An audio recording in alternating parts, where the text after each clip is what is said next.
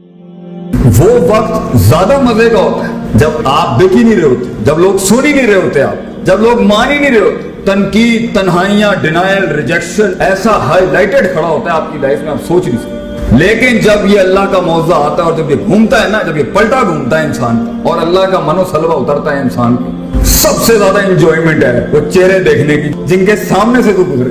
اس سے بڑا سکون کیا ہو سکتا ہے بیٹا؟ اللہ نے تجھے فتح دی دنیا کے. وہ جو تیری قبریں کھود کے آئے تھے اور وہ جو تیرے جنازوں کی تیاریاں کر کے بیٹھے ہوئے اور تنکے کو جو اللہ بچائے گا نا وہاں سے, وہ سچ کی تھی. یہ سکون ہے کہ میں اتنی غربت میں ہلا گیا دنیا. یہ سکون ہے کہ میں نے سچائی اور پوزیٹیوٹی کے اتنے باپ گرم کر دیے جب اتنی منفیت اور نیگیٹیوٹی کھڑی تھی. امید کا پیکر بنایا اللہ نے کسی کو, اس سے بڑی کیا جیت ہو سکتی. یہ سکون ہے بیٹا کہ میں آزاد ہوں اور انفلوئنس کر رہا ہوں, امپیکٹ کریٹ کر رہا ہوں. لیڈرشپ اتنی بڑی ہو کہ لوگ لوٹے اٹھانے آتے ہوں بیٹا تیرے کہ استاد جی ہمیں کچھ سکھا دیں. دس از دا فن آف لائف. جب یہ طوفان گرم ہو تبھی تو دیے جلانے کا مزہ ہے زندگی کے اندر. جب ہوائیں کا رخ تیرے خلاف ہو بیٹا تبھی تو ایک فلسفہ بن کے ابھرنے کا مزہ ہے. لوگوں کے ساتھ ریوڑ کے ساتھ چلنے کے اندر ہر وقت ان کی سمت چلنا, یہ کیسے سکون ہو سکتا ہے؟ اس پاکیزگی کو پانے کے لیے تجھے آنکھوں سے دریا بہانے پڑیں گے آنسوؤں کے. جب وہ آنسو بہ جائیں گے, جب تو اپنی اوقات کو, اپنی حیثیت کو کائنات میں پہچان لے گا, جب تو اللہ کی حیثیت کو پہچان لے گا, اس کی میں کو پہچان لے گا اور اپنی میں کو قربان کرے گا. دس از دا اسٹارٹ آف سکون کہ میں آزاد ہو گیا لوگوں سے. آج مر بھی گیا, کچھ تو میرے اعمال نامے میں کچھ 3-4 اچھی چیزیں تو ہوں گی, شاید اللہ معاف کر دے. اور یقین رکھیے اللہ غافل دل کی دعا قبول نہیں کرتا. یقین رکھیے انا عند ظن عبدی بھی, اللہ کہتا ہے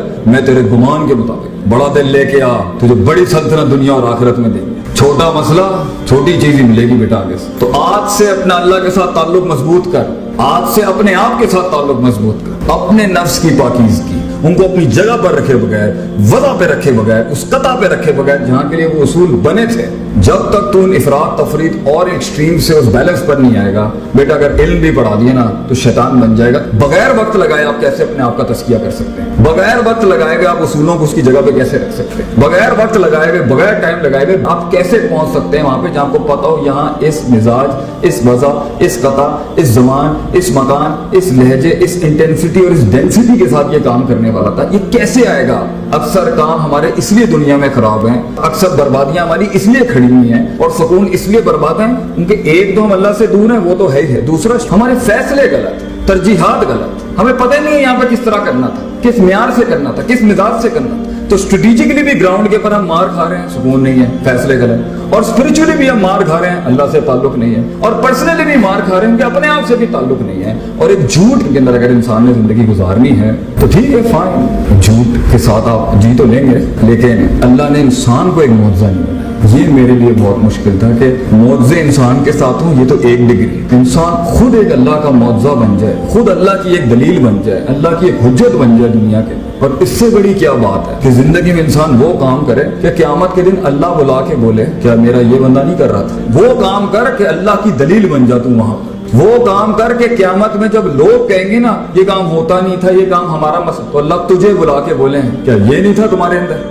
کیا اس نے برداشت نہیں کیا؟ کیا اس نے مزاج نہیں دیکھے؟ کیا اس نے وقت نہیں کاٹا؟ کیا اس نے تنگی نہیں کاٹی؟ کیا اس نے ڈائیورسٹی نہیں اپنائی؟ کیا اس نے ان تنہائیوں اندھیروں میں ہمیں نہیں پکارا؟ تو بیٹا زندگی ایسی گزار کہ انسان کو چھوڑ کے دوسری مخلوقات تیرے حق میں گواہیاں دے.